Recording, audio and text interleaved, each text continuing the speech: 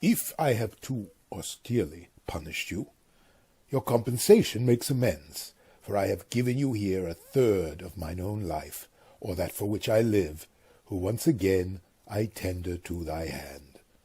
All thy vexations were but my trials of thy love, and thou hast strangely stood the test.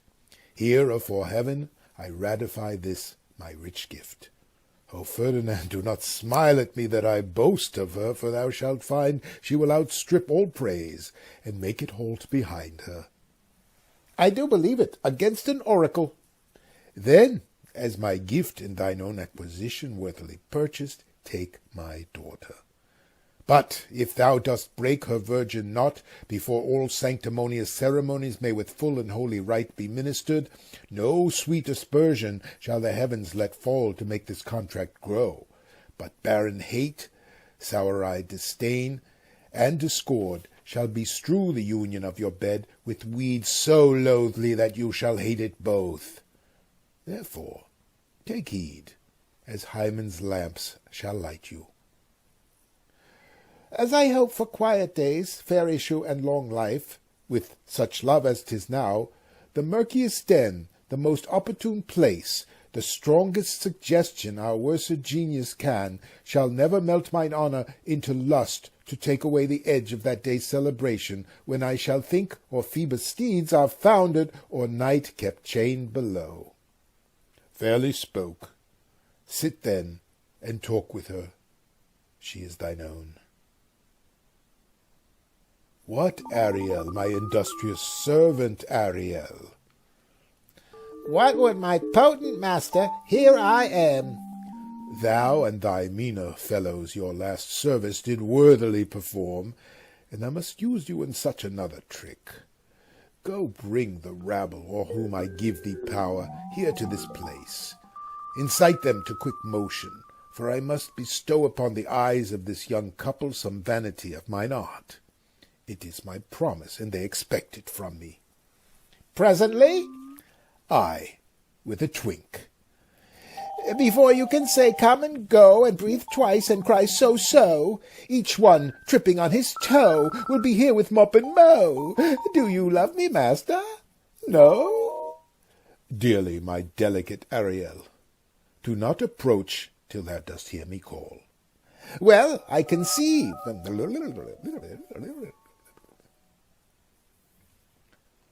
Look thou, be true, do not give dalliance too much the rein. The strongest oaths are straw to the fire and the blood. Be more abstemious, or else good night your vow. I warrant you, sir, the white cold virgin snow upon my heart abates the ardour of my liver. Well, now come, my Ariel, bring a corollary, rather than want a spirit. Appear, and pertly. No tongue, all eyes, be silent.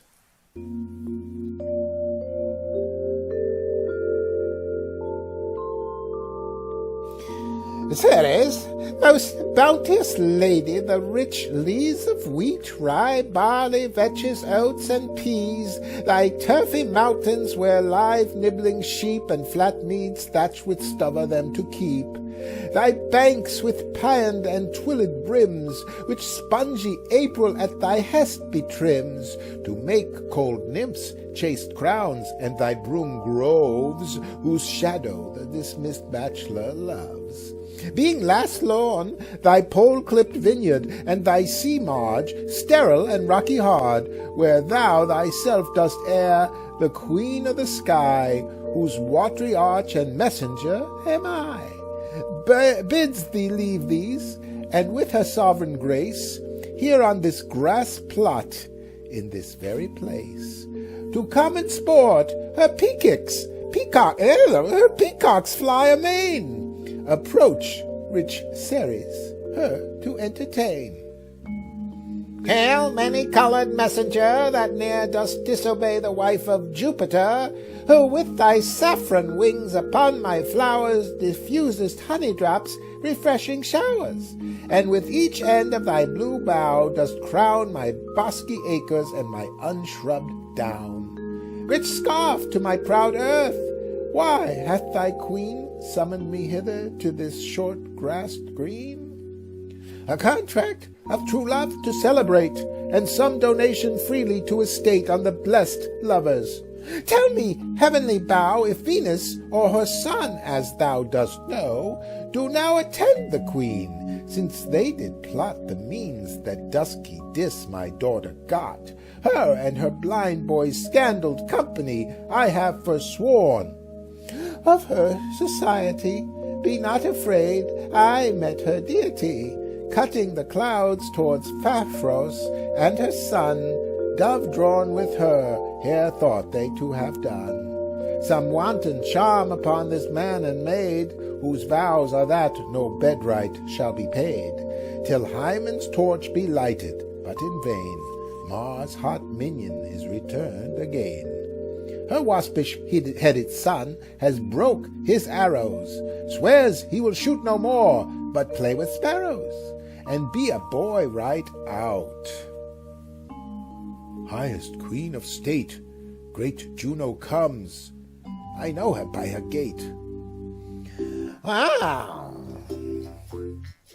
How does my bounteous sister go with me to bless this twain, that they may prosperous be and honored in their issue? Honors, riches, marriage, blessing, long continuous and increasing. Hourly joys be still upon you. Juno sings her blessings on you. Earth's increase, voice, and plenty, barns and garners never empty, vines with clustering branches growing, plants with goodly burden bowing. Spring come to you at the farthest, in the very end of harvest. Scarcity and want shall shun you. Saddest blessings, so is on you. This is most majestic vision, and harmonious charmingly. May I be bold to think these spirits? Spirits, which by mine art I have from their confines called to enact my present fancies. Let me live here ever, so rare a wondered father and a wise makes this place paradise. Sweet now, silence. Juno and Ceres whisper seriously. There's something else to do. Hush and be mute, or else our spell is marred. You nymphs called naiads of the wandering brooks, with your sedged crowns and ever harmless looks, leave your crisp channels, and on this green land answer your summons Juno does command. Come, temperate nymphs, and help to celebrate a contract of true love. Be not too late. You sunburned sicklemen of August weary, come hither from the furrow and be merry. Make holiday your rye straw hats put on, and these fresh nymphs encounter every one in country footing. I had forgot that foul conspiracy of the beast Caliban and his confederates against my life. The minute of their plot is almost come. Well done. Avoid no more. This is strange. Your father's in some passion that works him strongly. Never till this day saw I him touched with anger so distempered. You do look, my son, in a moved sort, as if you were dismayed. Be cheerful, sir. Our revels now are ended. These our actors, as I foretold you, were all spirits, and are melted into air, into thin air, and like the baseless fabric of this vision, the cloud-capped towers, the gorgeous palaces, the solemn temples, the great globe itself, yea, all which it inherit, shall dissolve. and like this insubstantial pageant faded, leave not a rack behind. We are such stuff as dreams are made on, and our little life is rounded with a sleep. Sir, I am vexed. Bear with my weakness. My old brain is troubled. Be not disturbed with my infirmity. If you be pleased, retire into my cell, and there repose. A turn or two I'll walk to still my beating mind. We wish you peace. Come, with a thought. I thank thee, Ariel. Come. Thy thoughts I cleave to. What's thy pleasure? Spirit, we must prepare to meet with Caliban. Aye, my commander. When I presented Ceres, I thought to have told thee of it, but I feared lest I might anger thee. Say again, where didst thou leave these varlets? I told you, sir, they were red-hot with drinking, so full of valour that they smote the air for breathing in their faces, beat the ground for kissing of their feet, yet always bending towards their project. Then I beat my tabor, at which, like unbacked colts, they pricked their ears, advanced their eyelids, lifted up their noses as they smelt music. So I charmed their ears, that calf-like they my lowing followed through, toothed briars, sharp furze, prickling gorse and thorns, which entered their frail shins. At last I left them in the filthy mantled pool beyond your cell, there dancing up to the chins, that the foul lake o'erstunk their feet. Oh, this was well done, my bird. Thy shape invisible retain thou still. The trumpery in my house, go bring it hither, for stale to catch these thieves. I go. A devil, a born devil, on whose nurture can never stick, on whom my pains humanely taken, all lost, quite lost. And as with age his body uglier grows, so his mind cankers. I will plague them all, even to roaring. Come, hang them on this line. Pray you, tread softly, that the blind mole may not hear a footfall.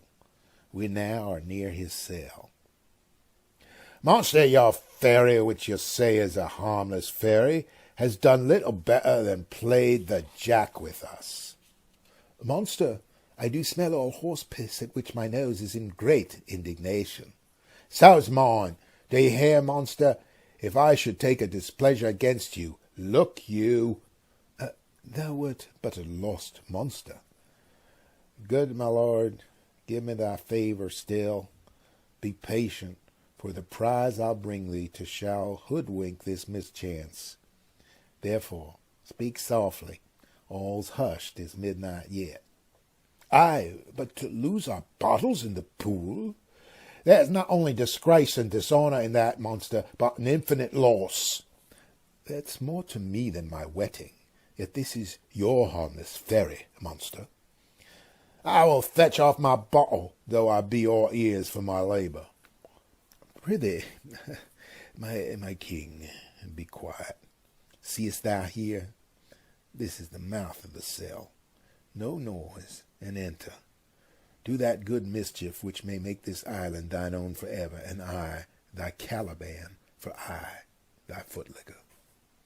Give me thy hand, I do begin to have bloody thoughts. O King Stephano, O peer, O worthy Stephano, look what a wardrobe here is for thee. Let it alone now, fool, 'tis but trash. Oh ho, monster, we know it belongs to a frippery. Oh, King Stephano. Put off that gown, Trinculo. By this hand, I'll have that gown. Thy grace shall have it. The dropsy drown this fool. What do you mean to dote thus on such luggage? Let alone, and do the murder first. If he awoke, from toe to crown, he'll fill our skins with pinches.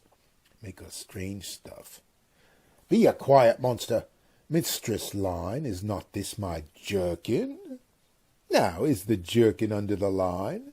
Now, jerkin, you are like to lose your air, and prove a bald jerkin. Do, we steal by line and level, and it's like your grace. I thank thee for that jest. Here's a garment for't, which shall not go unrewarded while I am king of this country. Steel by line and level is an excellent pass of pate. There's another garment for't. Monster, come, put some lime upon your fingers, and come away with the rest. I'll have none on it. We shall lose our time, and all be turned to barnacles or to apes, with foreheads villainous low. Monster, lay to your fingers. Help to bear this away where my hogshead of wine is, or I'll turn you out of my kingdom. Go to, carry this, and this. Aye, and this. Hey,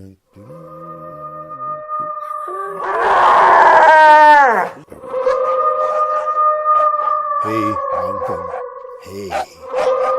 Silver, here it goes, Silver. Fury there, tyrant there.